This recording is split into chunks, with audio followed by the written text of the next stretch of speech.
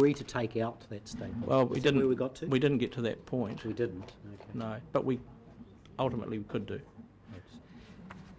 Or we could deal with it ourselves, even though it's in there. Yeah. It's yet another set of eyes looking at it, but we could actually deal with it ourselves before then. So. And I speak in favour of the motion, and I think that clarification around that particular aspect of subsidiaries needed doing. We talk about material change, well, anything new is material, so not to include it would not actually be consistent. And I think that for the sake of clarity, so there can be no different interpretation, that's really good. I would, however, like to comment, because we didn't get to a question, the lengthening of the term of it being a transition board.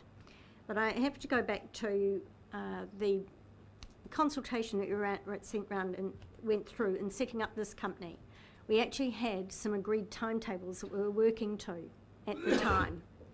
And at that stage, we considered that we would have been applying for consent by January of this year.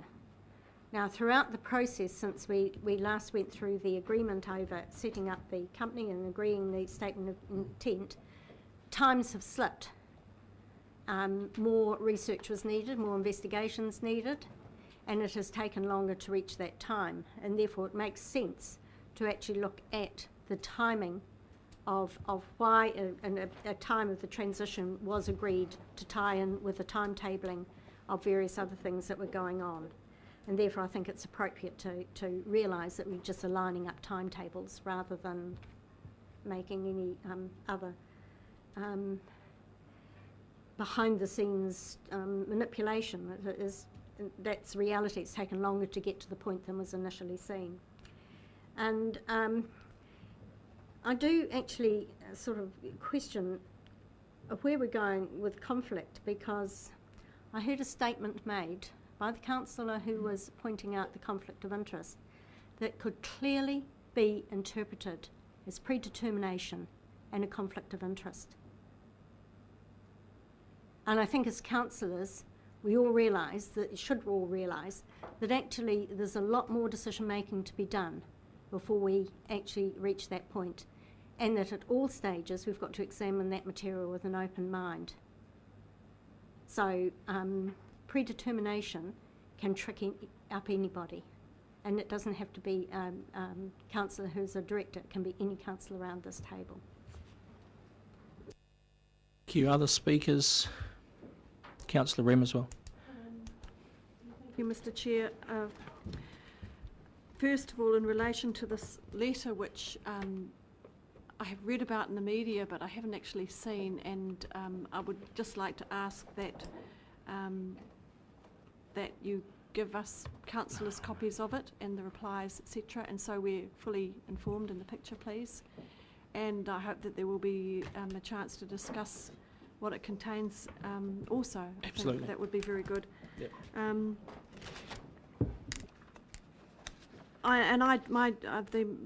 I just want to reiterate my earlier point, Mr. Chair. I think it's important that this documentation is really clear and understood.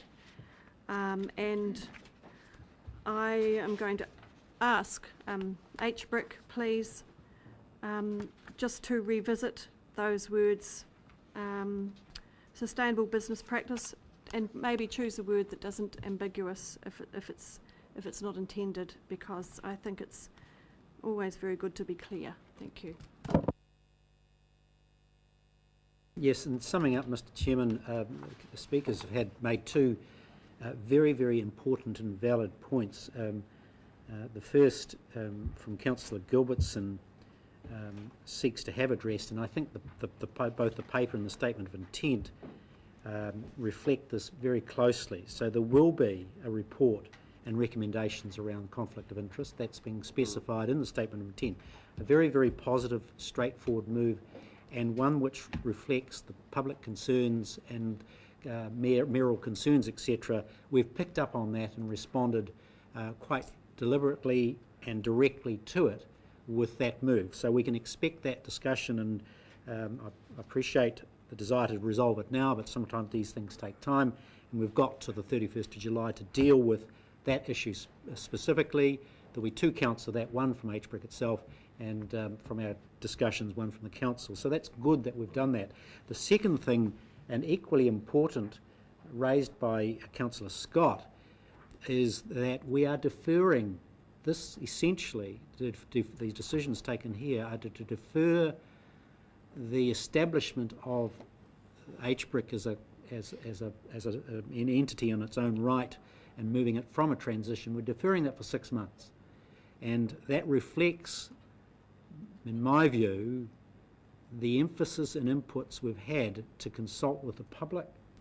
It's responding to public demand that we do take it easy. We do listen to what's going on out there. And here is tangible evidence that the council is reflecting that public concern. So we've done 2 things. We've responded to the charges that have been laid around conflict of interest, and we've deferred for 6 months at least any preemption around HBRIC, and we now have on the table plenty of time, 12 months in fact, a little over that, 13 months time for really solid reflection on the entire water storage project in itself. So I think we are progressing in the right direction. We can and should do more by way of public consultation, discussion and dialogue wherever we can, and I note that we've got a meeting scheduled for discussion with all the leaders of the region. That's coming up on the 14th, I think. So what we're doing is responding actively to the concerns that have been raised with us around the project. So therefore, Mr Chairman, I think we've done a reasonable day's work in moving this statement of intent today. Thank you, Councillor. I'll put that motion in. All those in favour, please say aye. The contrary, no. Carried. Thank you. You'd like a division? All those in favour, please raise your hand.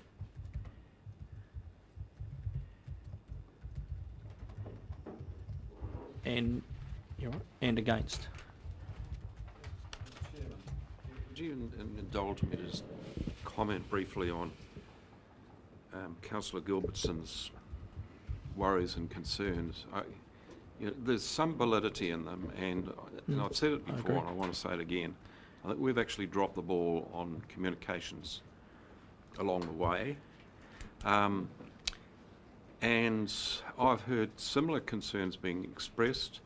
As soon as I've shown to people who've expressed those concerns, the 1.5 pages written by Helen Shea on the 9th of May, which is a brilliant synopsis of what we're dealing with and facing and makes a categorical commitment to final consultation, then those people are happy.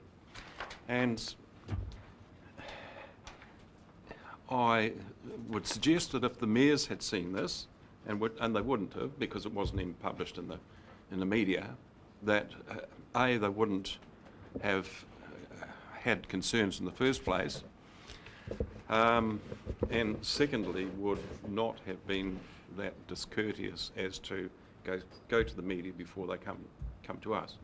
But that communication thing can be remedied quite readily, but we've just got to continue to work at it.